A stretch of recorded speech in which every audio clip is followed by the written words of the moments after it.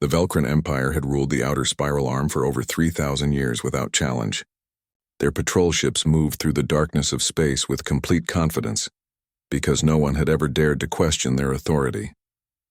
Fleet Commander Zekthor sat in his command chair aboard the heavy cruiser watching the stars pass by on the main view screen. It was supposed to be another routine patrol through Sector 447, where nothing ever happened and nothing ever changed. His sensor officer was running the standard scans when suddenly the young Velcron made a sound that Zekthor had never heard in his 30 years of service. It was fear. The sensor officer's voice shook as he spoke and pointed at his screen with a trembling claw. Commander Zekthor walked over to the sensor station and looked at the readings that made no sense. An unknown vessel had appeared at the edge of their territory, but that was not what frightened the sensor officer. The ship was massive and easily twice the size of their heavy cruisers, but what made Zekthor's blood run cold was the complete absence of any known power signature. It was as if the vessel existed outside everything they understood about physics and technology. The ship simply sat there at the border like a silent predator waiting and watching. Zekthor ordered his communications officer to send a standard challenge to the unknown vessel and demand identification. The response came back in perfect Velcron language, which surprised everyone on the bridge. The voice was calm and almost friendly, but there was something behind it that made Zekthor uncomfortable.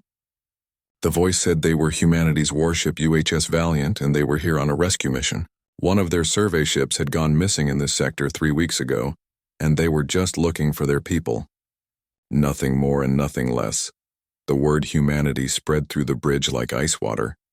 Every Velcron officer knew that name, even though they had only appeared in the galaxy 10 years ago. They had claimed a barren system on the edge of known space, and every empire had agreed to leave them alone after what happened at Proxima Station. Zekthor had read the classified reports, even though he wished he had not.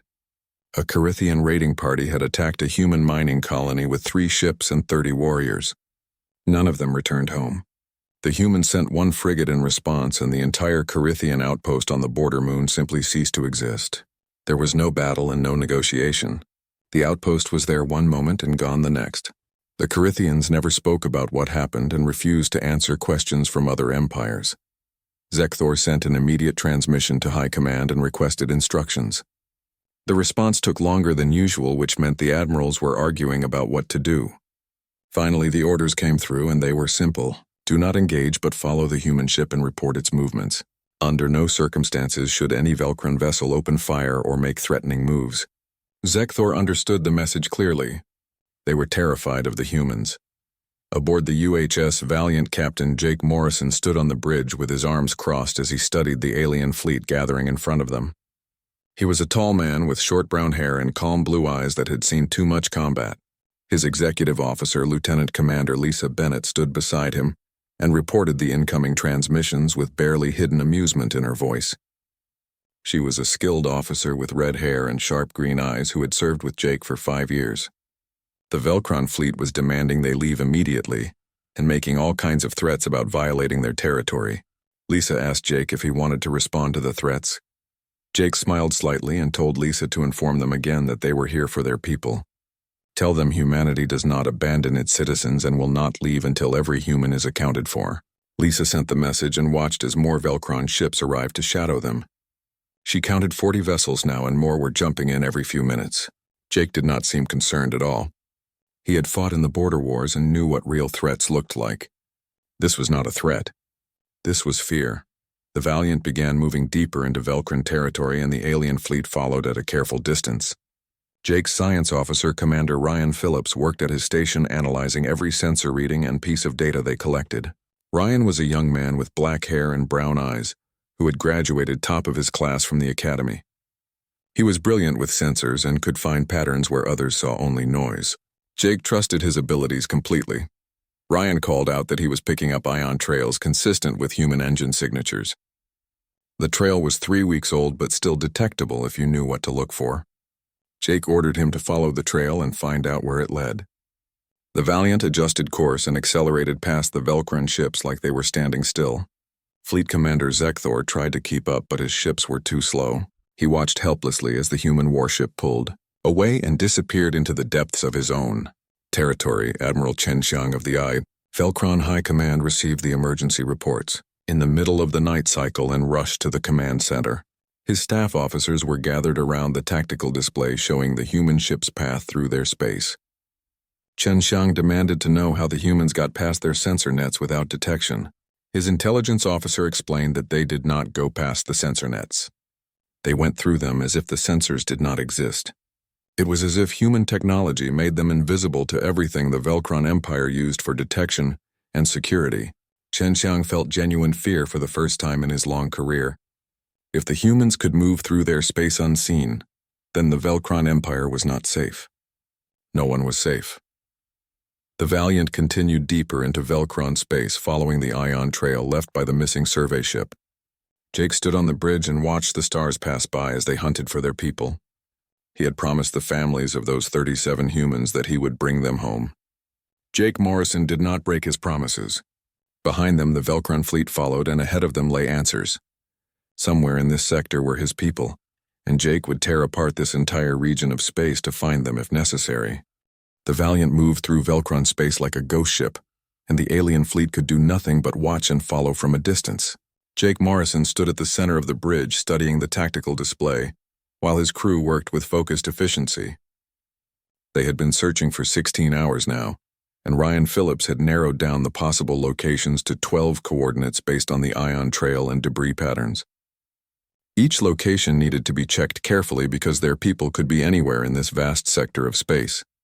Lisa Bennett reported that the Velcron fleet following them had grown to over 60 ships now. They were maintaining a distance of 50,000 kilometers and making no aggressive moves. Jake nodded and told her to ignore them unless they got closer or powered up weapons. He had more important things to worry about than nervous aliens. The missing survey ship was called the Explorer, and it carried 37 humans, including the captain, Pete Richards.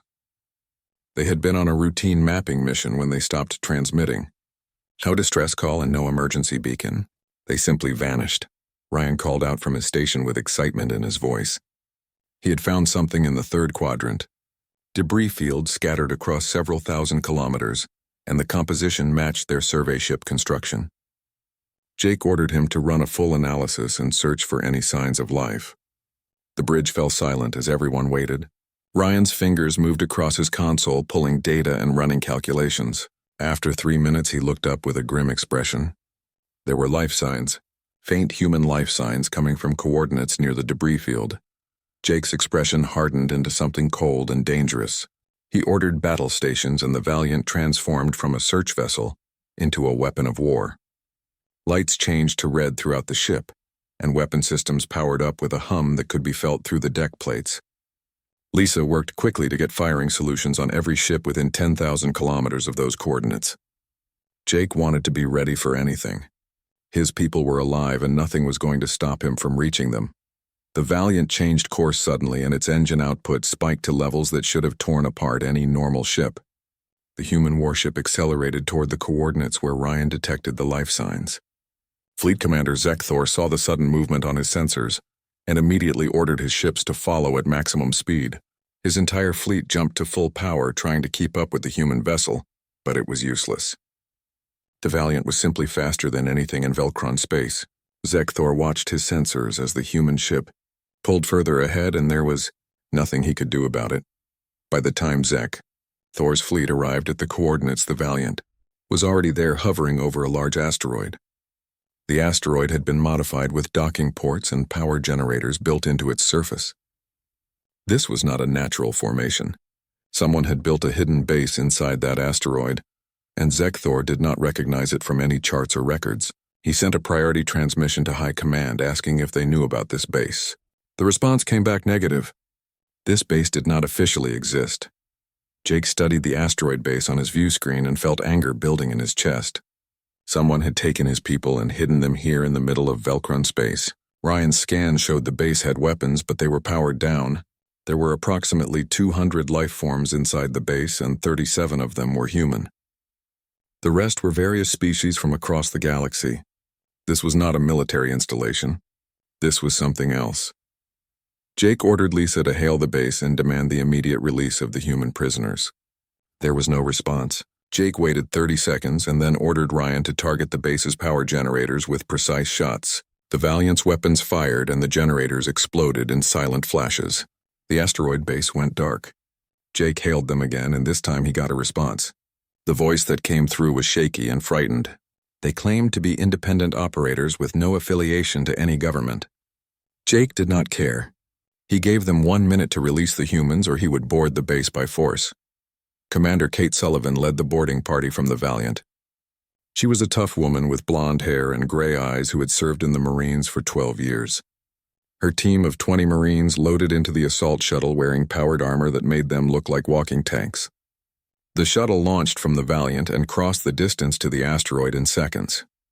Kate's team cut through the docking port door like it was paper and entered the base with weapons ready. The guards inside the base tried to resist, but it was over before it really began. Kate's Marines moved through the corridors with practiced efficiency and took down every guard they encountered. The powered armor made them faster and stronger than any normal being.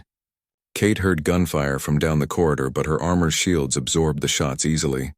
She rounded the corner and fired a 3-round burst that dropped 2 guards instantly. Her team secured the corridor and moved deeper into the base. Kate found the holding cells in the lower level of the base. The doors were magnetically sealed, but her armor's systems overrode the locks in seconds. Inside the first cell, she found 15 humans in poor condition. They were malnourished and some had visible injuries, but they were alive. Kate's medic immediately began checking them over while she moved to the next cell. In the second cell, she found 22 more humans, including Captain Pete Richards. Pete could barely stand when Kate entered the cell. He was thin and had bruises covering his arms and face. Kate's medic moved to help him, but Pete waved him off and insisted on standing on his own. He looked at Kate with exhausted eyes and explained what happened. Their ship had suffered engine failure 3 weeks ago and crashed on a small moon. Before they could send a distress signal, ships appeared and took them prisoner. The people running this base said they would sell the humans to collectors who paid high prices for rare species. Pete's voice shook with anger as he explained how they had been interrogated about human technology and the location of Earth. Kate asked Pete if he told them anything. Pete looked her in the eyes and said he did not tell them a single thing. Kate smiled and told him he did good. She tapped her communication device and reported to Captain Morrison that all 37 humans were accounted for. Then she paused and told Jake he needed to see what else they found in the base. Jake Morrison stood in the central command chamber of the asteroid base and felt his blood turn to ice. Kate's Marines had secured the entire facility and found something far worse than a simple kidnapping operation. The walls were covered with star charts showing routes into human territory and planned raid coordinates marked in red. Computer systems held thousands of files detailing intelligence on dozens of species, including extensive files on humanity. But what made Jake's hands clench into fists were the communication. Logs showing regular contact with officials from multiple galactic governments, including the Velcron Empire. Lisa stood beside Jake reading through the files on a portable terminal, and her face grew darker with each page. The base belonged to an organization called the Syndicate that operated in the shadows between empires. They trafficked in slaves and weapons and stolen technology. The Syndicate had been watching humanity since they first appeared in the galaxy 10 years ago. They had been collecting information and planning operations against human territory. The kidnapping of the Explorer was not random. It was a test to see how humanity would respond. Ryan worked at one of the base's computer stations, downloading every piece of data he could find. The amount of information was staggering. Financial records showing payments from government officials across multiple empires, shipping manifests detailing slave transports and illegal weapons, communication logs proving that several major powers knew about the Syndicate and allowed them to operate freely. Some governments even used the Syndicate for operations they could not do officially. Ryan looked at Jake and said this was bigger than just their missing crew. This was a conspiracy involving half the galaxy. Outside the asteroid, Fleet Commander Zekthor watched as more human ships began arriving. These were not warships but medical vessels and transport ships and support craft. They moved with smooth coordination, clearly conducting a major rescue operation.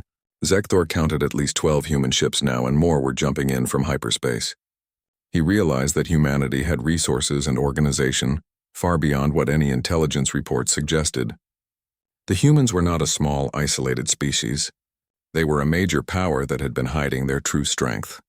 Zekthor's communications officer reported an incoming transmission from the human flagship. Jake Morrison's face appeared on the main view screen, and Zekthor felt uncomfortable under those cold blue eyes. Jake's voice was calm and polite, but there was steel underneath. He thanked Zekthor for not interfering with the rescue operation. Then Jake said they had recovered some very interesting intelligence from the base, and he thought it was time for a conversation with Admiral Chen Xiang. It was not a request. Admiral Chen Xiang stood in the High Command Center, watching the feed from Zekthor's ship.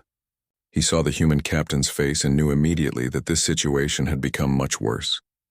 Chen Xiang had served in the military for 50 years, and he knew what dangerous men looked like. Jake Morrison was very dangerous. The Admiral ordered a secure channel open to the human ship and prepared himself for what was coming. Jake did not waste time with pleasantries when the channel opened. He simply started reading from the files they had recovered. Financial transactions traced to Velcron government accounts. Patrol schedules shared with syndicate operatives allowing them to move freely through Velcron space. Safe passage guarantees signed by officials in the Velcron High Command itself. With each revelation, Chen Xiang felt his career and possibly his life slipping away. Jake paused after listing a dozen pieces of evidence and asked if the Admiral had anything to say. Chen Xiang wanted to deny everything, but he knew it was useless. The humans had the proof and they clearly understood what it meant.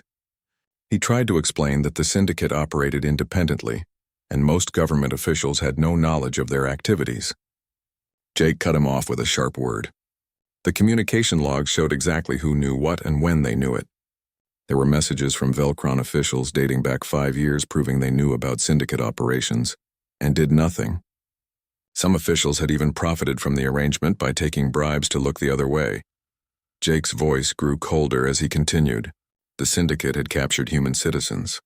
They had tortured them for information about humanity's defenses and technology. They had planned raids on human colonies and shipping routes, and Velcron officials had known about all of it. Jake let the silence stretch for a long moment before asking what Chen Xiang thought should happen next. The Admiral had no answer. He was a military man and he understood force. The humans had penetrated Velcron space without being detected. They had found a hidden base that Velcron intelligence did not know existed. They had rescued their people and uncovered a conspiracy in less than 24 hours. What else could they do if they decided the Velcron Empire was an enemy? Kate supervised the evacuation of the human prisoners from the asteroid base. The medical teams worked quickly to stabilize the injured and get everyone onto the transport ships. Pete Richards refused to leave until all his crew were safely aboard. Kate respected that and stayed with him. Pete asked her what would happen to the base. Kate smiled grimly and said they were going to make an example of it. Once all the humans and evidence were removed, the Valiant was going to reduce the asteroid to dust. The last transport ship left the asteroid and moved to a safe distance. Jake gave the order and the Valiant opened fire with its main weapons. The asteroid base exploded in a brilliant flash that could be seen for millions of kilometers. Zekthor and his fleet watched in silence as the human warship obliterated the entire asteroid, leaving nothing but debris. It was a message. A very clear message about what happened to anyone who hurt humans. Jake returned to his ready room and sat down heavily in his chair. Lisa followed him and asked if he was all right. Jake admitted he was angry. Angry that their people had suffered for 3 weeks while he searched. Angry that governments across the galaxy had allowed criminals to operate freely. Angry that no one seemed to care about justice until humanity forced them to care. Lisa understood. She felt the same way. But she also knew what Jake had accomplished. He had found their people. He had exposed corruption in multiple governments. He had sent a message that humanity would not be victims. Ryan brought the final analysis of the data they recovered to Jake's ready room. The files implicated officials in 7 different empires. The syndicate had operations in over 40 systems. They had been active for at least 20 years and possibly longer. Ryan estimated that thousands of beings from dozens of species had been trafficked through syndicate operations. Jake looked at the report and made a decision. This information was going to every government in the region. Humanity was going to shine a light on this conspiracy and force the galaxy to deal with it. Jake called for a secure transmission to Earth and gave his report to the United Human Systems Council. He explained everything they had found and requested permission to take the next step. The council debated for 2 hours while Jake waited. Finally, Director Helen Grant came on the screen and gave him authorization to proceed. Jake was to present the evidence to the Velcron Empire and demand action. If they refused, then humanity would take matters into their own hands. The Emergency Council of the Velcron Empire convened within 6 hours of Jake's demand. Every member of the High Council gathered in the Great Chamber, along with military leaders and intelligence officers. Admiral Chen Xiang stood at the center podium, trying to explain how a human warship had penetrated their territory and uncovered a conspiracy that their own intelligence services had missed. Council Elder Praxtel listened with growing horror as Chen Xiang described the evidence the humans had recovered. Financial records showing bribes paid to Velcron officials, communication logs proving government knowledge of syndicate operations, shipping schedules that could only have come from inside the military command structure. Praxtel demanded to know how this was possible. Chen Xiang had no good answer. The syndicate had operated in Velcron space for years, and no one in the government had taken action against them. Some officials had actively protected the criminal organization in exchange for money and favors. The corruption went deep and touched multiple levels of government. Praxtel felt his authority crumbling as he realized how badly they had failed. The Velcron Empire prided itself on order and justice, but they had allowed criminals to flourish in their own territory. Jake Morrison's hologram appeared in the center of the council chamber without warning or permission. The security systems should have prevented unauthorized transmissions, but clearly human technology did not care about Velcron security. Jake stood with his arms crossed and his expression was cold enough to freeze stars. He did not waste time with diplomatic pleasantries. He simply started presenting evidence on holographic displays that surrounded the council members. Financial transactions with dates and account numbers, communication logs with timestamps and sender identification, video recordings of syndicate, operations in Velcron space with clear shots of Velcron patrol ships ignoring illegal activities. Council Elder Praxtel tried to interrupt and claim that the syndicate operated independently, without government knowledge. Jake did not let him finish. He brought up a communication log showing a message from Praxtel's own office to a syndicate commander. The message discussed payment schedules and promised continued protection in exchange for information on rival empires. Praxtel's face went pale as he read his own words displayed for the entire council to see. Jake continued presenting evidence implicating 12 council members and over 30 military officers. The scope of the corruption was staggering. Jake paused and let the weight of the evidence settle over the chamber. Then he spoke in a voice that carried absolute authority. He explained that humanity had entered Velcron space looking for their missing people. They had found those people imprisoned and tortured by criminals who operated freely in Velcron territory. The humans had discovered that Velcron officials knew about the syndicate and chose to do nothing. Some officials had even profited from the suffering of innocent beings. Jake asked a simple question. What kind of government allowed this to happen? The council chamber fell silent. Every member knew they had no defense against the accusations. The evidence was overwhelming and undeniable. More importantly, everyone in the chamber understood the threat behind Jake's words. If one human warship could penetrate their space and uncover their secrets so easily, then what could humanity's full military do if they decided the Velcron Empire was an enemy? Admiral Chen Xiang stepped forward and asked the question everyone was thinking. What did humanity want? Jake's expression did not change as he laid out his demands. First, every official involved in the conspiracy would be removed from power immediately and turned over to face justice. Second, the Velcron Empire would dismantle every syndicate operation in their territory within 30 days. Third, they would establish formal diplomatic channels with humanity and negotiate a mutual protection treaty. Finally, the Velcron Empire would share all intelligence on syndicate operations with human authorities and cooperate fully in hunting down the remaining criminal networks. Praxtel found his voice and asked what would happen if the Velcron Empire refused these demands. Jake smiled, but there was no warmth in it. He said that humanity would handle the situation themselves. Human ships would enter Velcron space and destroy every syndicate base they could find. They would not ask permission, and they would not stop until the job was done. The Velcron Empire could cooperate and maintain some dignity, or they could resist and be humiliated.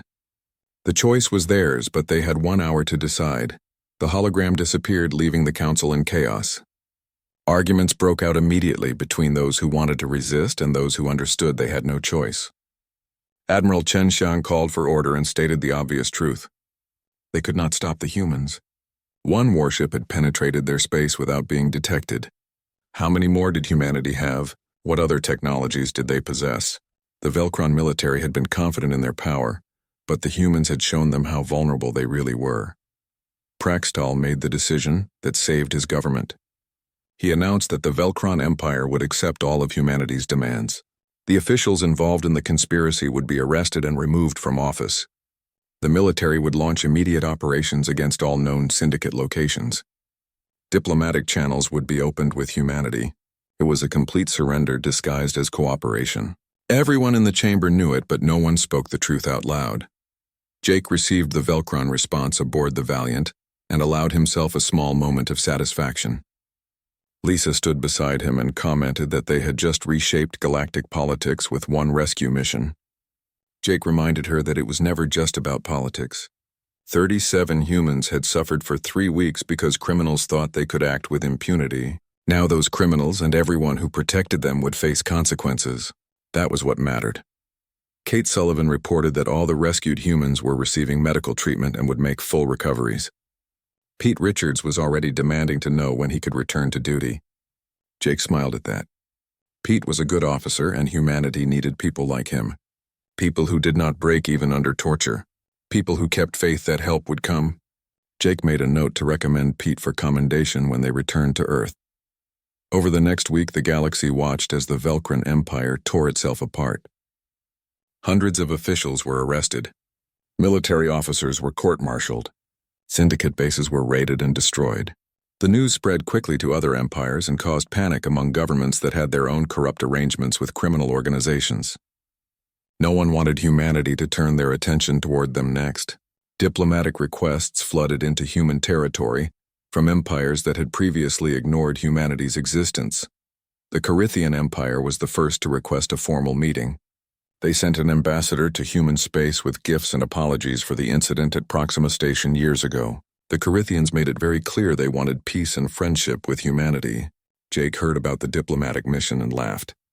The Carithians had attacked a human colony and lost 3 ships. Now they were scared enough to beg for peace. He wondered what they would think if they knew the frigate that destroyed their outpost was one of humanity's oldest and weakest warships, the Pelorian Collective, and the Xandrath Alliance both sent diplomatic missions within days of each other. Smaller empires rushed to establish relations with humanity before they were left behind. Trade agreements were proposed. Defense pacts were offered. Technology exchanges were suggested. Everyone wanted to be on humanity's good side because they had seen what happened to those who were not. Jake stood on the observation deck of the Valiant looking out at the stars. The ship was now permanently stationed at the border between human and Velcron space as a symbol of the new relationship between the two powers. He thought about how much had changed in just a few weeks. Humanity had gone from being ignored to being courted by every major empire in the region, all because they had refused to abandon their people. 3 months passed and the galaxy had transformed in ways that no one could have predicted. The Velcron Empire had purged the corruption from its government and military through trials that shocked the entire region. Over 200 officials were removed from power and faced criminal charges. The syndicate had been nearly destroyed with their bases raided and their leadership captured or killed. Other empires watched these events and realized they needed to clean their own houses before humanity came looking. The mere threat of human attention was enough to cause governments to reform themselves. Jake Morrison sat in his ready room aboard the Valiant reading through the latest diplomatic reports. Lisa Bennett entered with a stack of new requests and her expression showed amusement mixed with exhaustion. The Carithians wanted another meeting to discuss trade routes. The Pelorians were offering joint military exercises. The Xandrath Collective proposed a cultural exchange program. There were 15 other requests from governments Jake had never even heard of before. Everyone wanted humanity's friendship and protection. Lisa dropped the stack of requests on Jake's desk and said it was getting ridiculous. Jake picked up the top report and scanned through it. A minor empire called the Trell Dominion was offering to share their agricultural technology in exchange for a defense pact with humanity. He set it aside and looked at the next one. The Borean Federation wanted to establish an embassy on Earth and open trade negotiations.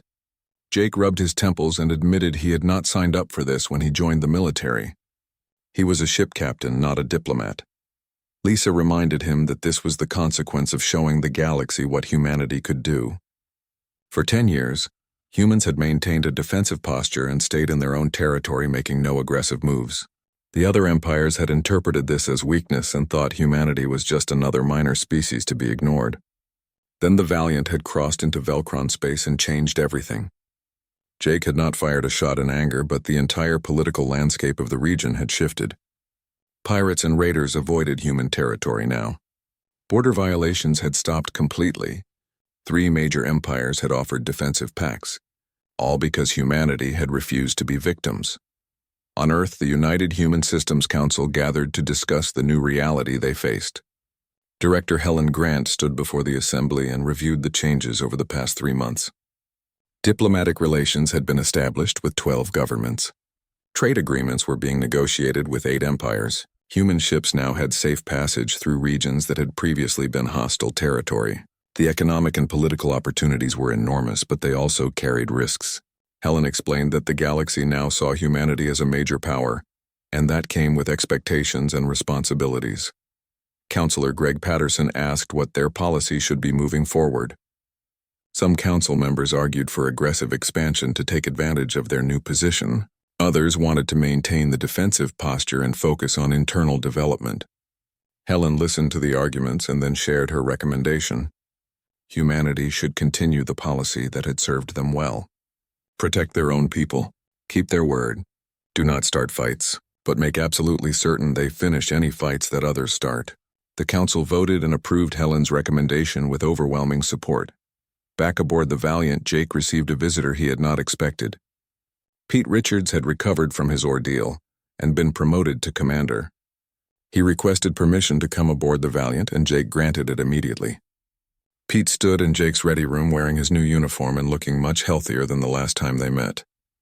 He thanked Jake for coming to find him and his crew. Jake told him it was never a question. Humanity does not abandon its people. That was not just policy, it was who they were. Pete asked Jake a question that had been bothering him since the rescue. When Jake had entered Velcron space to search for them, did he know it would cause such massive changes across the galaxy? Jake considered the question carefully before answering. He said he knew they would find Pete and his crew because that was the mission. Everything else that happened was just a consequence of showing bullies that humanity could hit back. The galaxy had spent thousands of years operating on the principle that might makes right. Humanity had walked into that system and proven they had might. Now everyone was scrambling to adjust to the new reality. Pete smiled and said he had heard rumors about what the Valiant really was. Jake raised an eyebrow and asked what kind of rumors. Pete explained that other species were sharing intelligence about human military capabilities. The Valiant was not humanity's most powerful warship. It was not even in the top 20.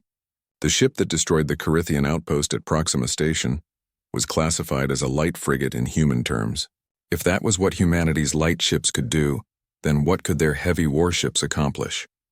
Jake did not confirm or deny the rumors. He just smiled and said it was good that the galaxy had some healthy respect for human capabilities. Admiral Chen Xiang of the Velcron Empire sat in his new office reviewing intelligence reports on humanity. He had been promoted after the corruption trials removed most of the senior leadership.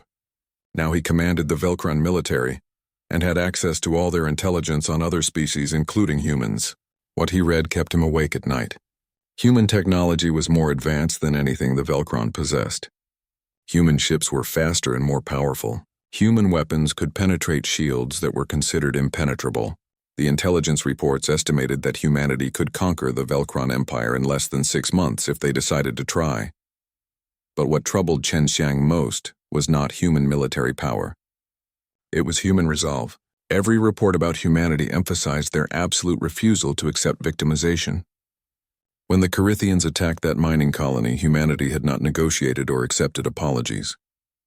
They had simply eliminated the threat completely and efficiently. When the Syndicate kidnapped human citizens, humanity had tracked them down across light years of space and rescued them.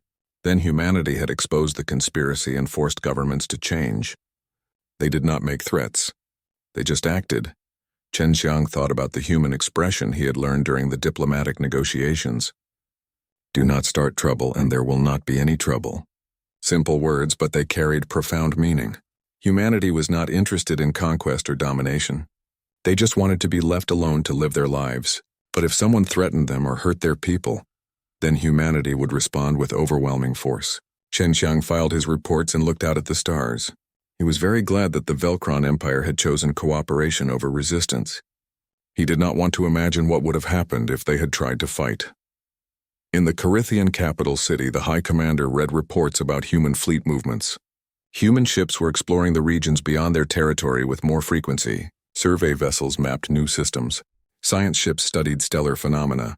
Colony ships transported settlers to new worlds. The Carithians watched nervously, wondering if humanity would seek revenge for the old attack on their colony. But the human ships passed through Carithian space with barely a glance. They were not interested in the Carithians at all. The High Commander felt relief mixed with humiliation. The Carithians had once been conquerors who struck fear into other species. Now they were irrelevant to humanity's plans. Jake stood on the observation deck watching a human colony ship pass by on its way to a new system. Lisa joined him and commented on how much had changed. Just 3 months ago, humanity was still largely isolated. Now they were expanding into regions that had been controlled by other empires for thousands of years. Jake said it was not really about territory or power. It was about making sure no human ever had to suffer like Pete and his crew had suffered. If that meant humanity needed to be strong enough that no one dared attack them, then that was what they would do. The galaxy continued to adjust to the new order.